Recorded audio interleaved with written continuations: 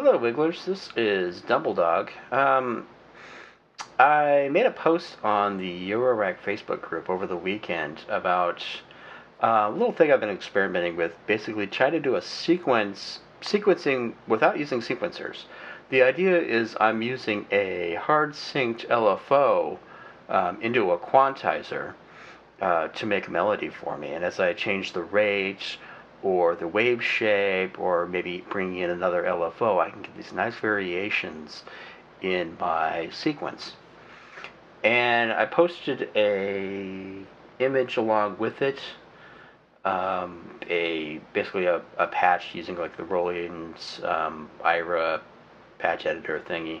And a couple of people were looking for a little bit more explanation, so I figured I'd do a little bit of a demo here. Let me explain what I'll be using here. I'm going to start with the cyclic skew, which is a 1-unit LFO tile from Pulp Logic. It has a trigger input, which is really what you need for this method. Basically, set it a trigger and it resets the phase of the LFO. I'll be using Pamela's workout for a clock, and I have disting set up in quantizer mode. So pitch or unquantized pitch goes into X. Y is a trigger input, so it quantizes whenever it receives a trigger, and then the quantized pitch goes into A.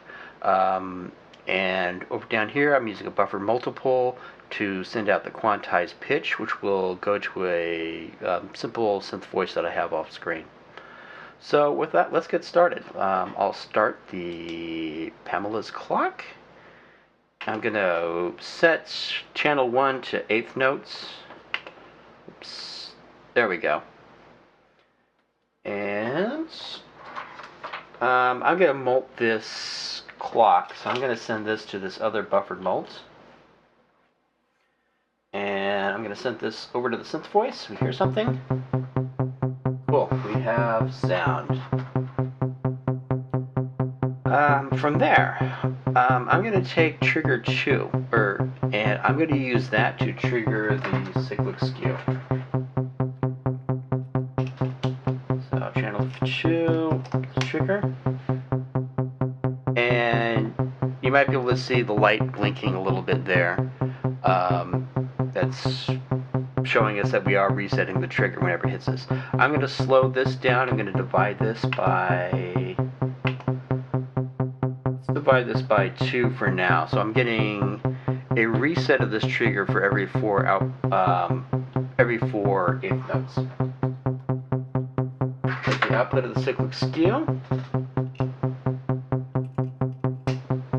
Send that to our quantizer. Take the main clock and send that to the Y to trigger the quantizer. And you can see there on the AF that we are getting a signal. Send this from the quantized signal out into the buffered mult, and we should hear a sequence. Well, we're getting something all right. And, well, you probably can't hear that it's repeating or anything, because the quantized notes are either very, very low or very high. Why is that?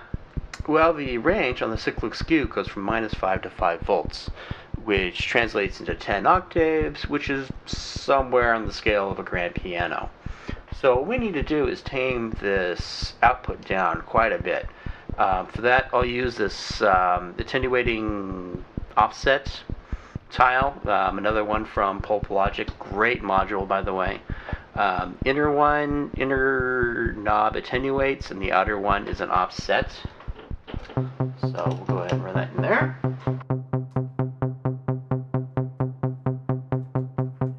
Cable, take this. Actually, let's use a cable that can send out. There we go. Down to the X.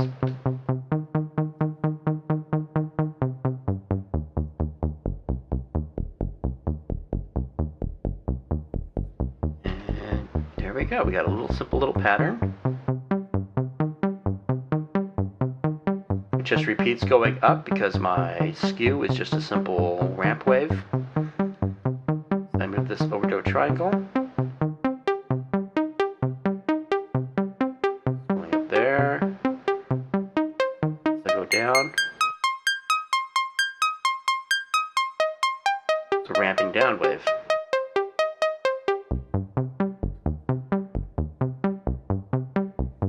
Change the rate, pattern changes. Note that I'm not doing anything to actually sync the frequency of this to the clock. It's just resetting whenever it hits the clock divided signal. That changes the rate, the pattern changes.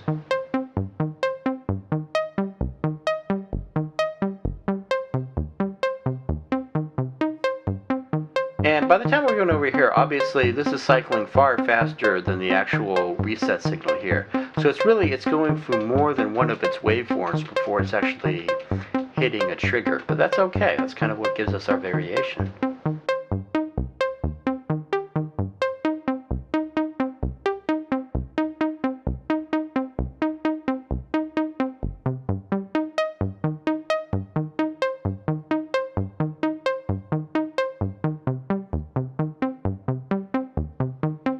Now one thing I'll notice, sometimes when I really crank up the rate to kind of get my little bit of variation that I can, it will actually hit the quantizer at the supposedly right time. So I'll get a little bit of variation of the notes. So you can either back off on the rates, or you can just, embrace it and get that little bit of random variation in your sequencers. Is something I really like to do. Go ahead and bring down the clock divide, make this an 8-step pattern there.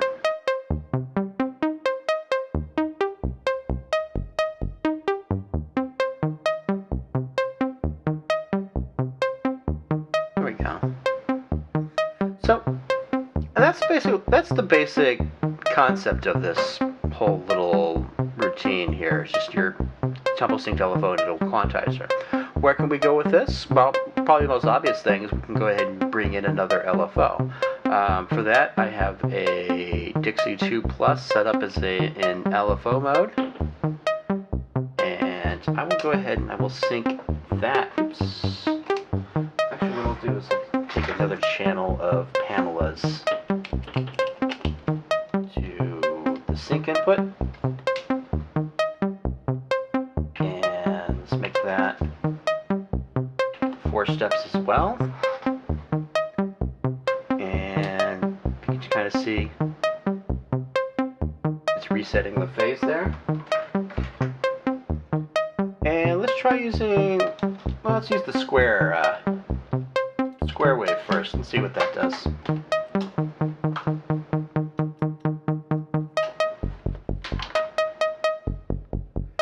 No surprises there. I mean, it only has 2 states. You're only going to get 2 possible notes from that. You can actually make, you can actually take advantage of that to kind of get like a series of low notes and high notes, and use the pulse width to adjust how many low notes versus how many high notes. And if you want those not to really be in a row, you can increase the frequency.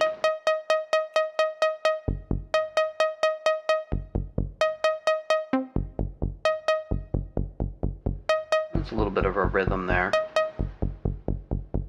Anyway, let me get back down to LFO mode. What else can we do? Well, we can mix in some of these waveforms. I have a mixer down here.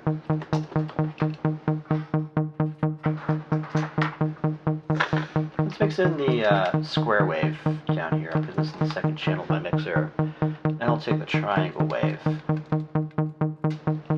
into the first channel. And send that up to my tile up here. Again, this is just the square wave, bringing in the triangle.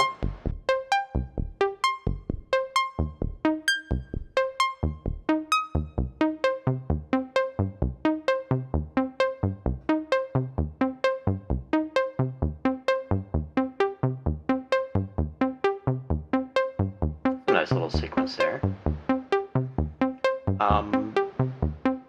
from here, there's no reason why we can't bring in the upper LFO here. Obviously, their speeds aren't synced together, but that's not important. We're just looking for a bit of variation into our patch.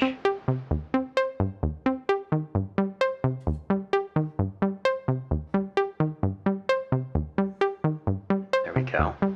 Other things we can try. I mean, really, any sort of variation you can bring into the two LFOs will give you more variety in your sound. You can do frequency modulation, hook them up to a VCA, amplitude modulation, ring modulator, wave folder, whatever the heck you want to do.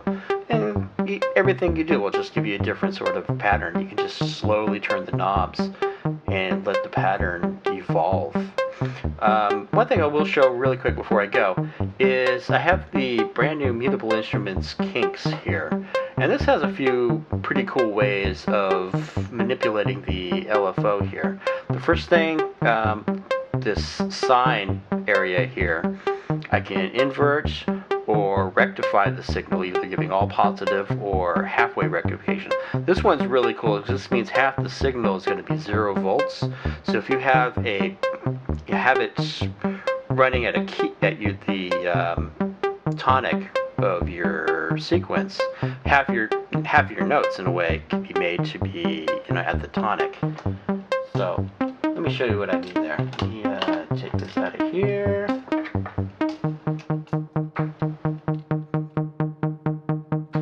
Take this into the halfway rectifier,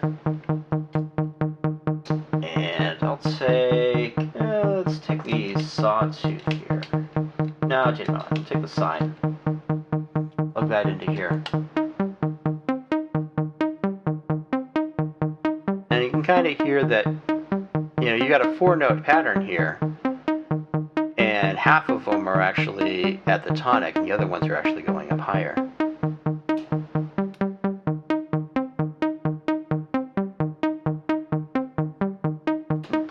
Everything I do here changes the pattern around. The logic section here is pretty cool.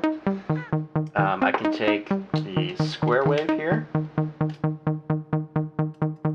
in there, and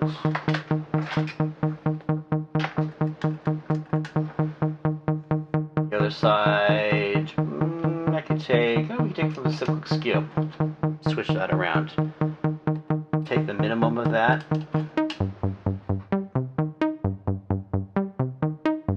And here, since our pulse width is 50%, half our notes are going to be down at the bottom because I'm taking the minimum input.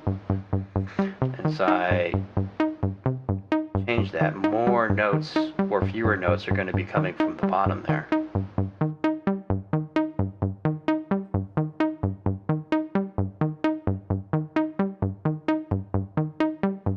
And there you have it. That's your kind of sequencing without sync wizards demonstration. Hope you enjoyed it.